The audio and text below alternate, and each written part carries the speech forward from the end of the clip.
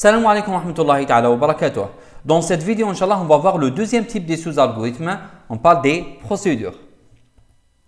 Voici la forme générale d'une procédure. Donc, je donne la forme générale et dans les prochaines vidéos, Inch'Allah, je vais vous donner la différence avec les fonctions. Alors, vous avez déjà au départ le mot-clé procédure. Vous donnez un nom pour la procédure. Ensuite, vous allez mettre les paramètres formels. C'est presque comme les fonctions. Donc, au niveau des paramètres formels, pour chaque variable, vous allez mettre 2 points, le type de la variable. À la fin juste après la parenthèse fermante, là, vous mettez point virgule et non pas 2 points, le type de résultat. D'accord? Faites attention. Juste après ça, vous avez les variables locales de la procédure, début, la fin de la procédure, et entre les deux, vous avez les instructions de la procédure. Alors, contrairement aux fonctions, dont leurs paramètres sont des données seulement, dans le cas des procédures, les paramètres qui sont entre parenthèses sont des données et des résultats. Donc, faites attention. Les paramètres d'une procédure sont des données et des résultats, contrairement à la fonction qui sont seulement des données. Comment je vais faire l'appel à une procédure? Alors, l'appel à une procédure, ce n'est pas exactement comme la fonction. Si vous vous rappelez bien avec la fonction, je peux affecter le résultat dans une variable, je peux mettre les appels à une fonction dans une expression et je peux faire un affichage qui contient des appels aux fonctions. Dans le cas de la procédure, on ne peut pas faire tout ça. On a un seul type d'appel. Alors, vous mettez le nom de la procédure, entre parenthèses, la liste des paramètres effectifs. D'accord? La liste des paramètres effectifs. Sans le type, sans mettre le type. Faites attention à ça, sans mettre le type. D'accord? Ça. Par exemple, alors, là, j'ai une procédure qui s'appelle affichage matrice, comme son nom. Donc, elle permet d'afficher les éléments d'une matrice. Alors, la matrice, elle s'appelle A. Nombre de lignes, c'est N. Nombre de colonnes, c'est M. Alors, ici, dans le premier cas, bien sûr, l'affichage de la matrice, pour afficher une matrice, j'ai besoin seulement des données A, N, M. Vous n'avez pas de résultat. Donc, rappelez-vous toujours, l'affichage n'est pas considéré un résultat. Lorsque je parle d'un résultat, il y a quelque chose qui nous permet de modifier la mémoire, alors que l'affichage ne modifie pas la mémoire. D'accord? Deuxième exemple d'une procédure, lecture vecteur. Donc, cette procédure permet de lire un vecteur V de taille N. Alors, dans notre cas ici, le résultat, c'est le vecteur V. D'accord? Alors, ensuite, vous avez troisième exemple, max-min, V, N, max-min. Alors, dans notre cas, il s'agit d'une procédure qui permet de calculer le maximum et le minimum dans un vecteur V. Alors, si vous prenez les paramètres, V et N sont des données, max et min sont des résultats. D'accord? Donc, je rappelle que les paramètres d'une procédure peuvent être des données et des résultats. Dernier exemple, modifie vecteur. Alors, cette procédure permet de modifier les éléments d'un vecteur. Par exemple, ajouter 1 à tous les éléments de rang pair. Alors, dans notre cas, bien sûr, le résultat c'est V, N c'est une donnée. D'accord? Essayons de voir un petit problème concernant les procédures. Le voici.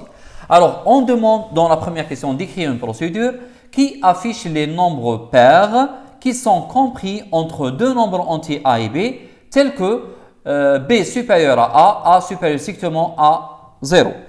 D'accord? Donc, حبينا نافيشيو الأعداد الزوجية المحصورة بين A و B. Bien sûr, A و B نقدروا نافيشيوهم. D'accord? Deuxième question, bien sûr, c'est un algorithme qui va utiliser la procédure précédente pour faire 3 choses. Alors, la première chose, je veux toujours afficher les nombres pairs. D'accord? Parce que c'est le travail de la procédure. Elle affiche les nombres pairs. Ça. Alors, première question, je veux afficher les nombres pairs compris entre deux nombres entiers donnés, x, y, tels que y supérieur à x et x supérieur à 0. Deuxième question, je veux afficher les nombres pairs compris entre 1 et un nombre entier n. Donc, l'a'dad zawjiyya al-mahsoura bin 1 wa n. Troisième question, je veux afficher les nombres pairs compris entre 1 et 100. D'accord? Donc, au niveau de la procédure, qu'est-ce que j'ai comme données? Alors, pour les données, j'ai A et B. Je dois avoir ou connaître les valeurs de A et B. Et la procédure, qu'est-ce qu'elle va faire? Elle va tout simplement afficher les nombres pairs entre A et B. Maintenant, au niveau de l'algorithme, qu'est-ce que je dois faire exactement? Vous avez 3 questions. Concernant la première question, vous allez lire deux nombres entiers x et y. Ensuite, pour pouvoir afficher les nombres pairs qui sont entre x et y, vous allez appeler la procédure. يعني باش نقدر نافيشي الاعداد الزوجيه المحصوره بين x و y معناها غير نعيط لا بروسيدور افيشاج نبعث القيمه نبعث المتغير a قيمه x وللمتغير b قيمه y. D'accord?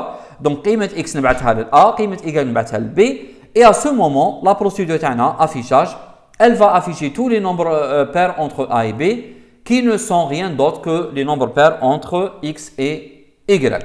بالنسبة للسؤال B, la question B, هنا vous allez afficher le nombre pair entre 1 et n. معناتها dans la variable A, je vais envoyer 1. Dans la variable B, je vais envoyer la variable n.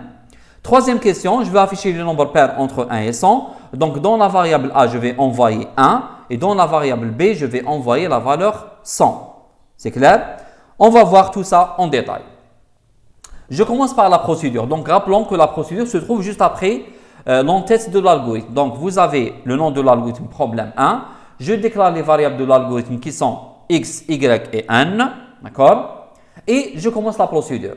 Alors, notre procédure, elle s'appelle affichage. Je laisse les paramètres et les variables locales tout à l'heure.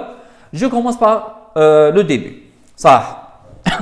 Je veux afficher les nombres pairs qui sont entre A et B. Là, je peux utiliser un indice i qui commence de A jusqu'à B. Mais tout d'abord, j'affiche un petit message. Voici les nombres pairs compris entre A et B.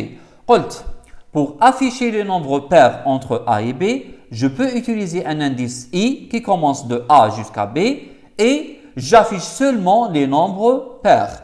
Ou qu'on a les nombres pairs, i, ce sont les nombres i tels que i mod 2 égale 0, tout simplement. Donc, première solution, pour i de A jusqu'à B, pas 1, faire. Si i mod 2 égale à 0, alors j'affiche i. Et j'ai ajouté une virgule pour séparer entre les valeurs que je vais afficher. D'accord? Donc, je commence de A jusqu'à B, maintenant de 5 jusqu'à 20. À chaque fois que je trouve une valeur multiple de 2, je vais l'afficher. Ça, c'est la première et la solution la plus simple. D'accord? Alors, il y a une autre solution possible. C'est que la deuxième solution que je vais utiliser, c'est pour utiliser justement un pas égal à 2. معناتها, j'ai vu qu'il y a un inconvénient au niveau de la première solution. C'est que le pas égal à 1, معناتها, il va tester tous les nombres. Donc, si je prends par exemple A égale à 1, B égale à 100, معناتها, il va tester tous les nombres de 1 jusqu'à 100. Est-ce que 1 est pair? Est-ce que 2 est pair? Est-ce que 3 est pair? Est-ce que 4 est pair? Jusqu'à arriver à 100. Et ça, c'est un peu lent et ça prend du temps en exécution. Là, on veut maintenant améliorer la solution et afficher directement les valeurs paires sans passer par les valeurs impaires. Donc, je veux par exemple commencer par 2, ensuite 4, 6, 8, 10, jusqu'à arriver à 100 par exemple. D'accord? Comment on va faire ça? Là, le problème qui se pose, c'est que le A, le nombre A, il peut être pair comme il peut être impair. Donc, A يقدر يكون pair ou يقدر يكون impair. Si A est pair, donc ce n'est pas un problème. Je peux commencer par A et je vais faire un pas égal à 2. Mais si A est impair, là j'ai un problème. Ça. Alors, supposons que A égale à 3. Si A égale à 3, normalement, le premier nombre pair que je peux afficher, c'est quoi? C'est 4. Ça. Quelle est la relation ou comment je peux avoir 4 à partir de 3? C'est en ajoutant 1. مفهوم هنايا؟ دونك قلت حبيت نافيشي الاعداد الزوجيه المحصوره بين 3 و 100 مثلا بين 3 و 100 صح على بالنا باللي ا قيمته 3 ما نقدرش نبدا نافيشي انطلاقا من 3 نبدا نافيشي انطلاقا من 4 دونك كيفاش تحصلت على 4 عن طريق اضافه 1 الى 3 دونك حنا واش راح نقول هنايا اذا كان ا عدد زوجي نخليه كما راه ونبدا نافيشي انطلاقا من ا واذا كان ا فرديا هنا لازم نزيد له واحد باش نقدر نافيشي انطلاقا من العدد الزوجي اول عدد زوجي اللي بعد قيمه ا مفهوم هنايا دونك شوفوا معنا مليح اذا كان ا فردي نزيد له واحد واذا كان ا زوجي نخليه على حاله سي انسي سون سينون دونك si a mode 2 différent de 0 si a était une valeur impaire je vais l'incrémenter par 1 يعني نزيد له واحد d'accord et si a était pair je fais rien معناتها نخليه كما راه. Et ensuite, je peux utiliser maintenant la boucle pour et je suis sûr et certain que A c'est une valeur paire. هنا اللي متأكد باللي A راهو زوجي. D'accord? Et pour l'affichage, je peux utiliser maintenant une boucle avec un pas 2. Donc pour I de A jusqu'à B, pas 2. وبالشكل هذا la première valeur de I c'est une valeur paire et à chaque fois elle sera incrémentée par 2. Donc j'obtiens à chaque fois des valeurs paires. À chaque fois j'affiche la valeur de I. Donc la deuxième solution bien sûr, elle est meilleure par rapport à la première solution, elle est plus optimale. Parce qu'avec la deuxième solution, j'affiche directement les valeurs paires sans passer par les valeurs impaires. Yani sans faire le test, est-ce que c'est une valeur paire ou les impaires. D'accord? Arrivons aux paramètres. Quelles sont les données de la fonction? Donc si vous prenez la première solution, quelles sont les variables qui n'ont pas changé de valeur? Comme les variables qui n'ont pas changé de valeur, c'est A et B. Donc les données sont A ou B. Est-ce que vous avez des résultats? Parce que je rappelle que les paramètres d'une procédure sont des données et des résultats. Ça, les données, c'est A et B. Est-ce que vous avez des résultats? Non. Faites attention, I, ce n'est pas un résultat. L'affichage n'est pas considéré un résultat. D'accord? Cette procédure, elle est en train d'afficher. Donc, l'affichage n'est pas considéré un résultat. Donc, on considère que l'affichage représente 0 résultat. Vous n'avez pas de résultat. Et par conséquent, les paramètres de cette procédure sont des données seulement dans ce cas parce que vous n'avez pas de résultat. Donc, il s'agit de A et B. Par contre, I va être une variable auxiliaire, donc c'est une variable locale. D'accord? Passons maintenant à l'algorithme. Alors, au niveau de l'algorithme, la première chose, je veux afficher les nombres pairs entre X et Y. Et justement, je dois commencer tout d'abord, avant d'afficher les nombres pairs, par lire X et Y. Alors, je vais lire X et Y avec le contrôle que Y doit être supérieur à X et X supérieur à 0. Ça. Pour afficher justement les nombres pairs entre X et Y, je n'ai qu'à dire que A égale à X et B égale à Y. C'est bon? Et comment on va faire ça? Donc, j'appelle la procédure par son nom. Je vais envoyer X à A et Y à B. Donc, au niveau de l'appel, c'est l'appel à la procédure. Donc, j'appelle la procédure par son nom. Je mets le premier paramètre, c'est X, et le deuxième paramètre, c'est Y. Passons à la deuxième question. Affichage des nombres pairs entre 1 et n. Là, il nous manque la valeur de n. Donc déjà, je commence par lire la valeur de n qui doit être strictement supérieure à 0. Maintenant, pour afficher les nombres pairs entre 1 et n, normalement, au niveau du paramètre A, vous devez mettre 1 et au niveau du paramètre B, vous devez mettre n. D'accord? Et comment on va faire l'appel? Affichage 1, n. Maintenant, la valeur de 1, elle sera stockée dans le premier paramètre A et la valeur de 1 dans le deuxième paramètre, les Hua B. Troisième question, affichage des nombres pairs entre 1 et 100. Je t'affiche les valeurs entre 1 et 100. Il suffit juste de dire que A reçoit la valeur 1 et B reçoit la valeur 100. Donc, je vais faire un troisième appel, affichage 1, 100. Donc, A reçoit 1 et B va recevoir 100. Et de cette manière, donc, vous avez écrit un algorithme complet et correct. Indi une remarque. Alors, faites attention. Lorsque vous écrivez un sous-algorithme, qu'il soit procédure ou la fonction, vous devez l'écrire de façon élémentaire. Ou élémentaire. Le sous-algorithme, soit il va faire un affichage, soit il va faire une lecture, soit il va faire un calcul. Et non pas deux choses ou trois choses à la fois. Donc, là, par exemple, si vous avez bien remarqué, je n'ai pas lu les valeurs de A et B.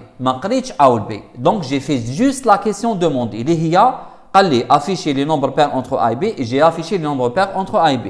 Rien de plus. Donc, ni plus ni moins. J'ai fait seulement l'affichage. La même chose avec la fonction qu'on avait vue la dernière fois, nombre de diviseurs. J'ai calculé seulement le nombre de diviseurs. Je n'ai pas lu la valeur de n. Donc, faites attention. Vous devez répondre uniquement à la question, ni plus ni moins. Donc, vous allez faire soit un affichage, soit un calcul, soit une lecture. D'accord? Alors, essayons maintenant de voir le fonctionnement de cette procédure au sein de l'algorithme. Donc, au départ, vous avez déjà la déclaration des variables de l'algorithme qui sont x, y et n. La déclaration de ces variables va engendrer la réservation déjà de l'espace mémoire pour chacune de ces variables. Donc, un espace pour chaque variable. Ensuite, comme on a dit dans la dernière vidéo, donc l'exécution commence toujours par les actions de l'algorithme. Et la première action, c'est la lecture de x et de y. Alors, supposons que l'utilisateur donne 4 pour x et 10 pour y. Ensuite, vous avez l'appel à la procédure affichage en envoyant la valeur de x, premier paramètre, et la valeur de y, le deuxième paramètre. À ce moment et au niveau de la procédure, il y a déjà la réservation de l'espace mémoire pour les variables de la procédure A, B et la variable I. Et n'oubliez pas que lorsque je fais l'appel, bien sûr, la valeur du premier paramètre x, elle est stockée dans A, et la valeur du deuxième paramètre y, elle est stockée dans B. Donc, il y a eu une transmission des valeurs de x et de y dans les paramètres formels de la procédure. À ce moment, donc A va recevoir la valeur 4 et B va recevoir la valeur 10 à partir de y. D'accord? Et à ce moment, on entre dans la procédure et on commence l'affichage. Alors, si vous prenez la première solution ou alors la deuxième position, vous allez avoir le même affichage 4, 6, 8, 10. Ce sont les nombres pairs compris entre 4 et 10. Et si vous prenez la première solution, vous sortez avec i égale à 11, d'accord? Parce que la dernière valeur de i c'était 10 et on sort lorsque i atteint 11. Mais si vous prenez la deuxième solution, on sort avec i égale à 12 parce qu'on avait le pas égal à 2. D'accord? Alors, essayons maintenant. Bien sûr, lorsque j'affiche les valeurs et la procédure termine son travail, toutes les variables de la procédure disparaissent de la mémoire. Ainsi se termine le premier appel. Passons maintenant au deuxième appel. Pour le deuxième appel, juste avant le deuxième appel, je commence par lire n. Supposons que l'utilisateur me donne 20 pour la valeur de n. Ça. Juste après ça, vous avez l'appel à la procédure en envoyant les paramètres 1, n. Donc 1 dans A et n dans B. Bien sûr, à l'exécution de la procédure, la première chose, il y a une réservation de l'espace mémoire de chaque variable avec la transmission du paramètre 1 dans A et le deuxième paramètre n dans la variable B. Et donc A reçoit 1, B reçoit 20. Et on commence donc l'affichage au niveau de la procédure. Donc il va nous afficher tous les nombres pairs entre 1 et 20. Et donc il va nous afficher les valeurs 2, 4, 6, 8, 10, 12, 14, 16, 18 et 20. Et on sort avec la valeur 21 avec la première version et avec 22 avec si j'utilise la deuxième version de la solution. À la fin de cette procédure, bien sûr, les variables de la procédure disparaissent de la mémoire et on passe au dernier appel. Pour le dernier appel, j'appelle la procédure toujours en envoyant le premier paramètre 1 et le deuxième paramètre c'est 100. Donc 1 va être copié dans A et le 100 dans B. Bien sûr, toujours il y aura une réservation de l'espace mémoire des trois variables. Donc A reçoit 1 et B reçoit 100. À ce moment, la procédure commence son affichage et cette fois-ci, elle va afficher les nombres 2, 4, 6, 8, 10 jusqu'à arriver à 100. Et la dernière valeur de i, ça sera 101 avec laquelle je sors de cette boucle si j'utilise la solution non optimale. Et avec la solution optimale, ça sera 102. À la fin de cette procédure, les variables de la procédure disparaissent de la mémoire et donc on a terminé le travail et vous avez à l'écran tous les affichages concernés par l'algorithme. Alors, je vous donne maintenant la traduction de l'algorithme précédent en langage C pour que vous puissiez voir comment traduire une procédure en langage C. Donc, lorsqu'il s'agit d'une procédure, rappelez-vous que lorsque j'avais une fonction qui retourne un résultat de type entier, ici j'ai mis int. Mais lorsque vous avez une procédure, vous mettez void. Void, c'est-à-dire sans type de résultat. Yani sans résultat. Donc, lorsque vous avez une procédure, la traduction en langage C, vous mettez le type de résultat void, yani absence du type. Alors, affichage, vous avez deux paramètres int a, int b, une variable locale int i, et on commence l'affichage avec les deux méthodes que vous avez vues tout à l'heure. Alors, la deuxième partie, donc c'est l'algorithme principal, donc se traduit avec une fonction main. Donc, toujours les variables de l'algorithme sont déclarées au niveau de la fonction main, donc x, y, n. Je lis tout d'abord x, y avec le contrôle. J'appelle la procédure de la même manière que ce soit en algo ou alors en C. De la même dans la deuxième question, donc vous avez la lecture contrôlée, l'appel se fait de la même manière et le dernier appel. Alors, j'espère que cette solution elle était claire et j'espère que vous avez bien compris comment la procédure fait son travail. Et là, faites attention, on a pris un exemple d'une procédure qui permet de faire l'affichage. Alors, plus tard, dans les prochaines vidéos, Inch'Allah, on va voir une procédure qui permet de calculer des résultats et non pas faire juste l'affichage. D'accord? Je termine en vous donnant un petit exercice qui ressemble à l'exercice précédent. Donc, je veux faire le même travail. Au lieu d'afficher les nombres pairs, je veux afficher les multiples de 5. Donc, tout à l'heure, je voulais afficher les nombres pairs, ce sont les multiples de 2. Et cette fois-ci, je veux afficher les multiples de 5. Sauf que, pour compliquer un peu la tâche pour vous, je demande ici la méthode optimale. C'est-à-dire, n'utilisez pas si i mod 5 égale à 0. D'accord? N'utilisez pas la condition si i mod 5 égale à 0. Donc, je veux la méthode optimale. Donc, revenez à l'exemple de tout à l'heure. Vous cherchez la méthode optimale dans laquelle j'ai modifié la valeur de a. C'était la deuxième solution. Et essayez de faire de la même chose pour avoir les multiples de 5 entre a et b. Donc, au niveau de la solution, la plus grande différence entre les solutions réside au niveau de la procédure. Donc, le فرق الكبير التغيير الكبير هيكون في la procédure. Mais au niveau de l'algorithme, il n'y a pas un grand changement. Je veux afficher les multiples de 5 entre x et y, les multiples de 5 entre 1 et 1 et les multiples de 5 entre 1 et 100. Bonne chance. On se voit dans la prochaine vidéo. Salam alaikum.